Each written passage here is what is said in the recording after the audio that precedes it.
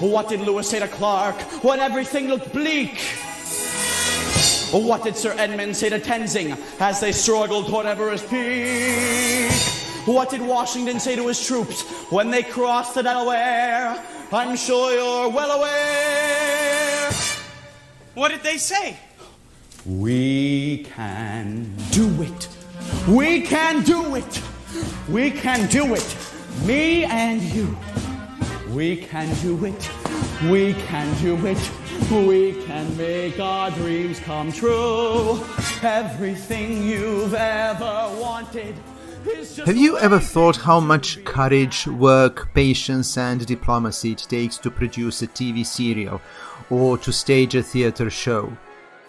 The producers, like these two guys in a Mel Brooks film, have to coordinate large teams of creative people who work on different sections of the project, and each may suffer from creative block, narcissism, spells of depression. It is hard to lead a creative team, but hey, you can do it.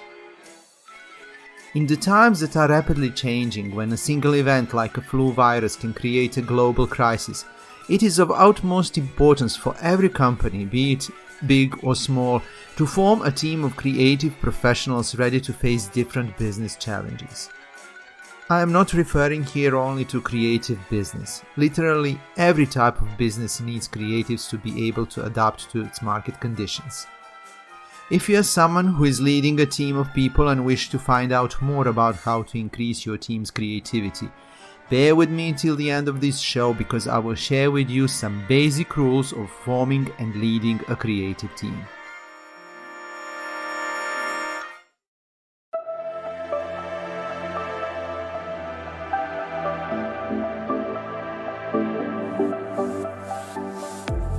Hello and welcome to New Creative You podcast, where I talk about creativity, share some exciting and inspiring stories related to creativity, and offer loads of advice on how to expand your creative thinking.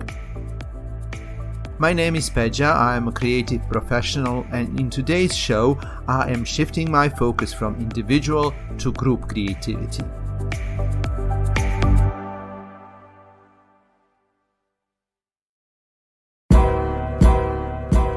Working with a creative team can be an emotionally charged experience, whether you are running a large production or a small company. Regardless of the size of your team, some basic principles can be applied when working with creative people. These principles can help you increase the team creativity and provide space for every team member to grow, while at the same time promoting the creative spirit and friendly atmosphere that the creatives need to feel safe and motivated to perform. To lead a team of creatives, you need to be aware of what type of creative people you have around you.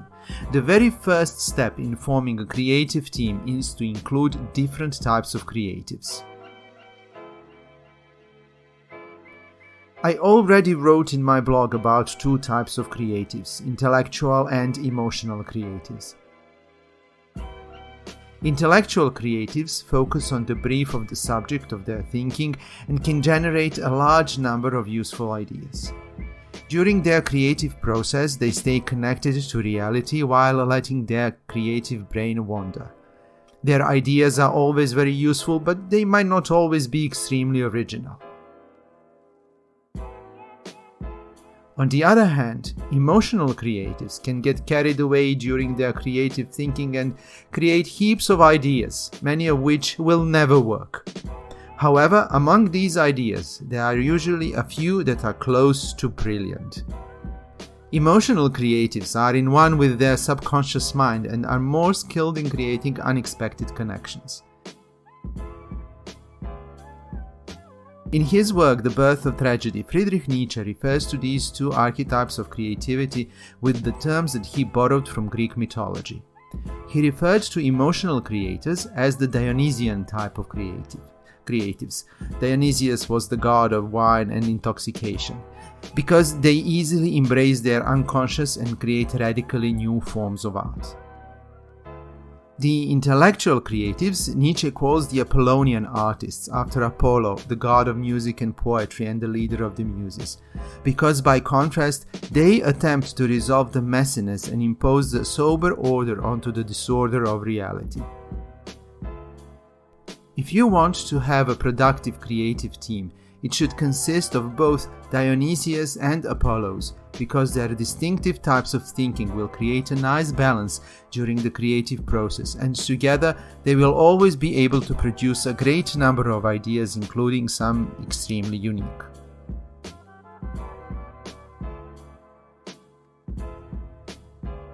Another factor that is crucial for the creative team's performance is diversity. Social surrounding plays a crucial role in the early development of a creative person, and even in adulthood, stimulating surrounding can significantly aid a person's ability to create novel ideas. Diversity plays a crucial role in creating such an environment. Throughout history, big cities have always been major creative hubs because they offer different kinds of stimuli that serve as an inspiration to creative people. Just look at the modern creative metropolises like New York, Berlin, or London. They are all huge amalgams of different peoples, cultures, and religions which interact with each other. People work together, they socialize, they become friends, they share their thoughts and emotions. With every interaction, they produce an unfathomable number of bytes of information that pulsate around the city and send waves of inspiration waiting to be picked up. If you are looking to form a successful creative team, make sure you bring together people from a different cultural and professional background. The members of your team should have diverse professional experience, education, and even personal interests. If it is possible, make it your priority to have a multidisciplinary, multicultural, and multigender team, because the differences between the team members will create much needed friction that will keep the team's creative fire alive.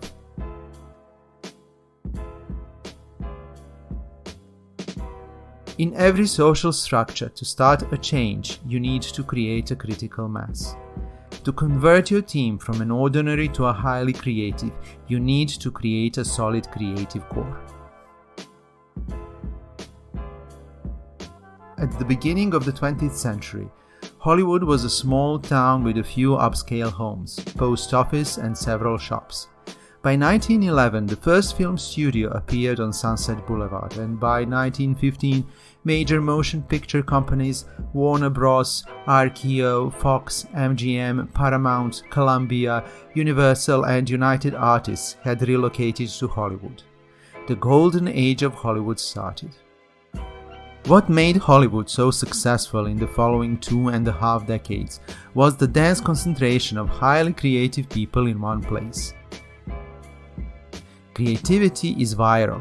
Put a group of talented people together, give them the right conditions, and the personal creativity of each one of them will spiral exponentially.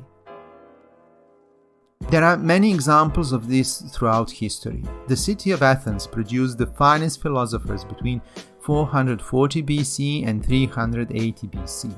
Plato, Socrates, Pericles, Thucydides, Herodotus, Euripides, Sophocles, Aeschylus, Aristophanes, and Xenophon learned from each other, found inspiration in each other, and tried to emulate each other. Florence between 1450 and 1490 was the home of Michelangelo, Leonardo da Vinci, Ghiberti, Botticelli, and Donatello, the greatest names in the Renaissance art. Elizabethan England saw the rise of theatre with Shakespeare, Christopher Marlowe, Ben Jonson, John Milton, Sir Walter Raleigh, John Fletcher, Edmund Spenser, Thomas Kidd, Philip Sidney, John Donne, and Francis Bacon, artists that are considered fathers of English literature. It is of vital importance for your creative business to invest in several highly creative people who will provide a driving force behind the team.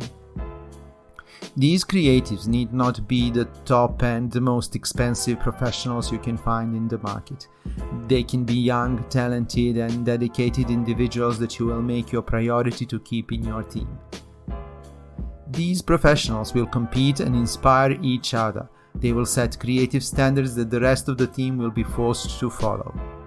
This way, you will be able to maximize the creative potential of the team and help the young members grow naturally into top creatives. Creative ideas are the result of information exchange. To achieve the influx of information, you need to help your people establish social contacts while at work. In 1993, an ad agency, TBWA Chia Today, decided to do away with the tradition of the corporate office and create a more fluid space for their creative team. They drew inspiration from student campuses where students spontaneously congregated when doing their school projects, and they introduced an open space with no fixed seats. Instead, employees were encouraged to sit wherever they chose depending on the project that they were working on that day. Time magazine hailed the Chia Today office as a forerunner of employment in the information age. In reality, this concept failed big time. Because they had no fixed offices, people were not able to find each other in the building. Fights would often break over the couch with the best view, and at times people couldn't find a space to have meetings. Soon, the walls were reinstalled. This was an extreme example of the evolution of the open space concept, which is fatal for creativity. As much as creative people need time to relax and process their thoughts, when in the creative mode, they need peace and quiet so that they can do the thinking. Creative people need a place of their own that they can personalize, a place that will inspire them to create. There is another critical element in office design that you must take into consideration. Creative ideas are the result of information exchange. You need to create a space in the office where people will cross their paths and be able to meet, chat, and relax. Managers often frown on employees gathering around the office and chatting, but it is surprising how much of their chit-chat is actually related to work. Creative people often discuss projects over their lunch. They consult each other while making coffee. They even brainstorm in the toilet. When they are fooling around or discussing the last season of the popular Netflix serial, they are still working, or at least their subconscious mind is working. So, find a way to get people to come across each other during a day, whether by installing a kitchen and dining space, a terrace deck, a relaxation, or a living room where people can retreat if they need a change of surrounding. This informal space will break the monotony of their work setting, and often that is enough to disrupt a creative brain and coax it into thinking of new ideas. If your teams are working on different projects, keep in mind that not every project is suitable for every team member, so customize your teams. If your company is working with several clients or projects, you will have to form separate creative teams and even contract freelancers to join in and provide support. Creative managers often play it safe and form teams of people who have worked together for a long time, assuming that their long project record is a guarantee for the excellent work. Different researches have proved that that is not necessarily the case.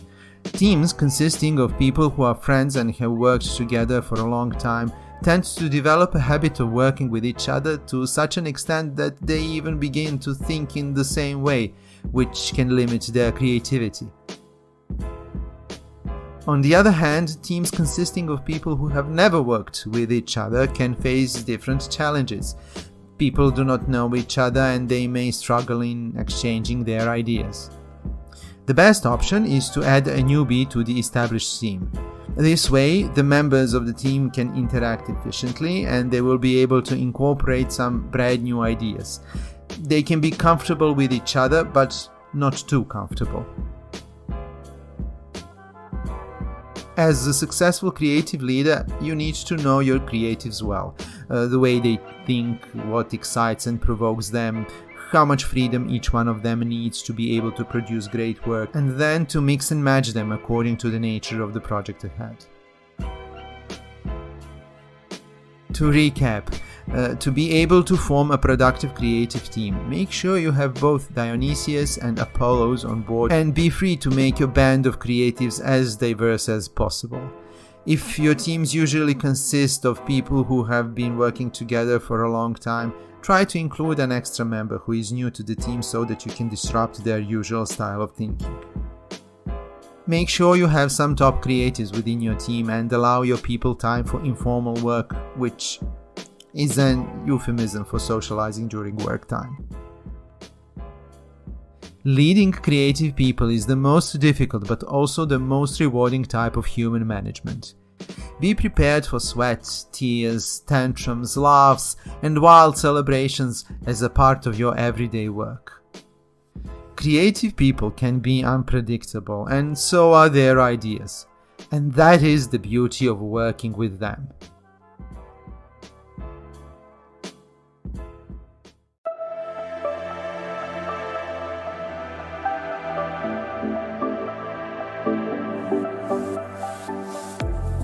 Thank you for joining me in today's show. If you liked this episode, you would do me a great favor if you liked, commented, and shared it with your creative friends.